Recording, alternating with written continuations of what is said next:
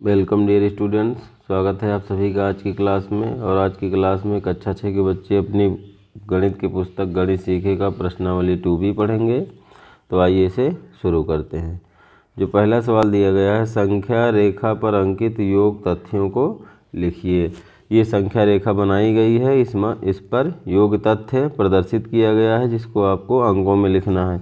ये जो दूसरी सवाल दी गई है कि निम्नांकित तथ्यों को संख्या रेखा पर दिखाइए। तो ये जो चित्र बना हुआ है, जब हम दूसरी सवाल बताएंगे तो ये आपको स्पष्ट हो जाएगा। अभी पहले सवाल में इसको आप देख लीजिए, जैसे इसको कैसे अंकित योग तथ्यों को लिखना है। तो यहाँ देखिए 0 है, 1 2 3 4 5 6 7 8 9 10 11 ये बराबर दूरी पर बनाए गए हैं। तो पहला जो ये देखिए यहाँ से इसको उठाया गया है और ये यहाँ से यहाँ तक, तो इसको गिन लीजिए आप पहले। 1 2 3 4, तो इसको आप लिखेंगे 4 धन, आगे 1 2 3 4 5 5, चूँकि यहाँ से फिर जोड़ा गया है इसको, तो 4 धन हो गया 5। यहाँ 9 लिखा भी है और इसको आप गिन भी सकते हैं, 1 2 3 4 5 6 7 8 9।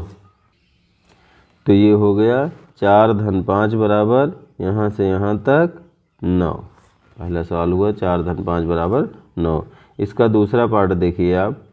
यहाँ देखिए 1 2 3 4 5, यहाँ से आपने 0 से लेकर के 5 तक तो लिखा आपने 5 धन, आगे गिन लीजिए अब 1 2 3 4 5 6, यहाँ से यहाँ तक 5 धन 6, शुरू से गिन लीजिए 1 2 3 4 5 6 7 8 9 10 11। ये एक बार आपने 5 और उसमें 6 जोड़ा तो ये हो गया 11।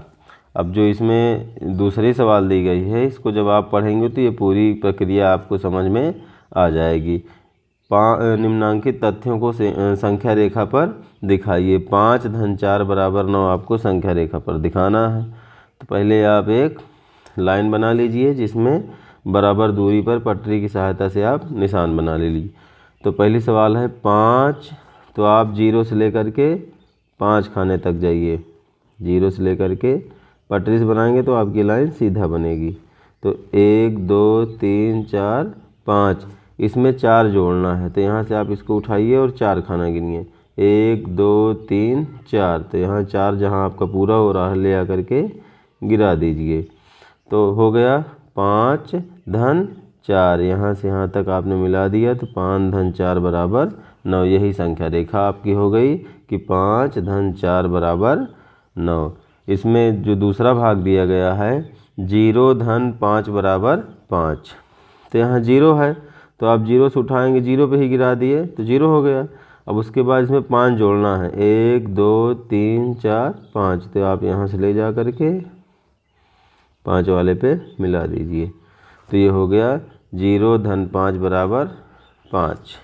एक इसमें एक पार्ट और दिया गया है 2 धन 3 धन 4, पहले आप 2 खाना गिन लीजिए, 1 2, तो यहाँ से उठाइए और यहाँ ले जाके 2 वाले पर मिला दीजिए। फिर 3, 1 2 3, इसमें 3 जोड़ना है, तो यहाँ आप 3 खाना इसमें और जोड़ दीजिए। ये हो गया 2 धन 3, इसमें 4 और जोड़ना है, इसमें 4 खाना और गिन लीजिए, 1 2 3 4, यहाँ से आप उठाइए और जहाँ आपका 4 पूरा हो रहा है उसको मिला दीजिए।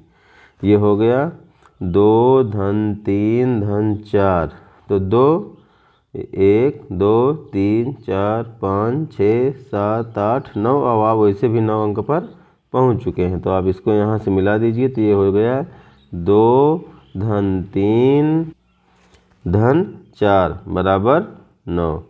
ये पार्ट आपका पूरा हुआ। अब आया तीसरा नंबर सवाल, निम्नांकित कथनों में रिक्त स्थानों की पूर्ति कीजिए। तो आपने निरसन नियम पढ़ा है कि यदि a धन b बराबर b धन c, तो इसमें a और c बराबर होते हैं। तो उसी नियम से आप यहाँ देखेंगे 345 धन 789 बराबर कोष्ठक दिया गया है धन 345। जब ये दोनों संख्याएं बराबर हैं और बीच में बराबर का चिन्ह लगा हुआ है तो जो संख्या यहाँ होगी वो 789 होगी, क्योंकि 345 345 मिल रहा है तो ये दोनों भी आपस में बराबर होगा। दूसरा है 2889 में किसी संख्या में आप जोड़ते हैं तो आपको वही संख्या प्राप्त होती है। तो 2889 में 0 जोड़ेंगे तो 0 ही, ये 2889 ही प्राप्त होगा, क्योंकि यदि किसी भी संख्या में 0 जोड़ें या 0 घटाएं तो उस संख्या के मान में कोई परिवर्तन नहीं होता है। अगला वाला सवाल देखिए, यहाँ देखिए 456, यहाँ भी 456 मिल रहा है। 789 दो अंक मिल रहे हैं और बीच में बराबर का चिन्ह लगा हुआ है, तो इसका मतलब तीसरी संख्या भी बराबर होगी। तो यहाँ आप रखेंगे 234। पूर्ण संख्याओं के लिए घटाने की संक्रिया क्रम विनिमय नहीं है, 3 विभिन्न युग्म लेकर इसकी जांच कीजिए। तो यहाँ आपको 2 बातें ज़रूर समझनी है। पहली है तो पूर्ण संख्या क्या है, दूसरी इसमें है क्रम विनिमय क्या है। तो आइए पहले इसको समझते हैं। तो देखते हैं, पिछली क्लास में आपने पढ़ा था कि पूर्ण संख्याएं क्या हैं। तो 0 1 2 3 4 5 6 ये सभी बढ़ते हुए क्रम में जो संख्याएं हमको प्राप्त होती हैं इन्हें हम पूर्ण संख्या कहते हैं। यदि इन्हीं पूर्ण संख्याओं में से हम 0 को निकाल दें तो जो शेष बची संख्याएं ये सभी क्या हैं, प्राकृतिक संख्याएं हैं। अब आपको बताना है घटाने की संक्रिया क्रम विनिमय नहीं है, घटाने की संक्रिया क्रम विनिमय नहीं है। तो अब देखिए क्रम विनिमय क्या है। मान लीजिए 2 संख्याएं हैं a और b। तो जैसे a माइनस b, a से हम b को घटा रहे हैं, यदि b में से a को घटा रहे हैं तो ये दोनों बराबर नहीं होगा, इसी को आपको दिखाना है। तो 3 युग्म लेना है, तो पहले आप 1 2 ले लीजिए, 2 और 3 ले लीजिए, उसके बाद 3 और 4 ले लेंगे। तो पहले आप यहाँ से 1 माइनस 2 घटाइए, तो 2 में से 1 गया 1, और जो बड़ी संख्या होती है उसी का चिन्ह यहाँ आ जाता है। तो 2 बड़ा है, 2 के पहले माइनस है, यहाँ तो हो जाएगा -1। अब आप 2 में से 1 घटाएंगे, तो 2 में से 1 गया 1, चूँकि 2 बड़ा है 2 के पहले प्लस का निशान है इसलिए यहाँ +1 हो जाएगा, और यहाँ हम प्लस लिखते नहीं हैं। ये दोनों आपस में बराबर नहीं हैं, अर्थात घटाने की संक्रिया क्रम विनिमय नहीं है। दूसरे उदाहरण में आप समझिए, 2 माइनस 3, तो 3 में से 2 गया 1 हुआ, और 3 बड़ा है इसलिए यहाँ माइनस आ जाएगा। आप 3 में से 2 घटाइए, 3 में से 2 गया 1। आपकी देखिए 3 बड़ा है, 3 का चिन्ह धनात्मक है, तो धनात्मक संख्या यहाँ आ जाएगी। जो संख्या अकेले रहती है तो धन का चिन्ह नहीं लगाया जाता है। तो पहली बार हमने घटाया तो -1 प्राप्त हुआ, और दूसरी बार घटाया तो क्रम बदल करके क्रम को बदल दिया तो 1 प्राप्त हुआ। तो ये दोनों उत्तर बराबर नहीं आए, इसका मतलब ये क्रम विनिमय नहीं है। अगला जोड़ा आप ले लीजिए 2 और 4 का। तो पहले 2 में से 4 घटाते हैं, उसके बाद क्रम बदल देंगे, 4 में से 2 घटाएंगे। जब 2 में से 4 घटाएंगे तो 4 में से 2 गया 2 हुआ, लेकिन जो चिन्ह बड़ा होता है उसी को यहाँ लगाया जाता है, जो अंक बड़ा होता है उसी का चिन्ह। तो 4 बड़ा है, 4 के पहले माइनस है तो यहाँ माइनस लग गया। इसमें देखिए घटा दीजिए आप, 4 में से 2 गया 2, चूँकि 4 बड़ा है 4 के पहले धन है और 2 छोटा है 2 के पहले माइनस है, तो बड़ी वाली संख्या का चिन्ह यहाँ लगता है तो यहाँ प्लस लगेगा।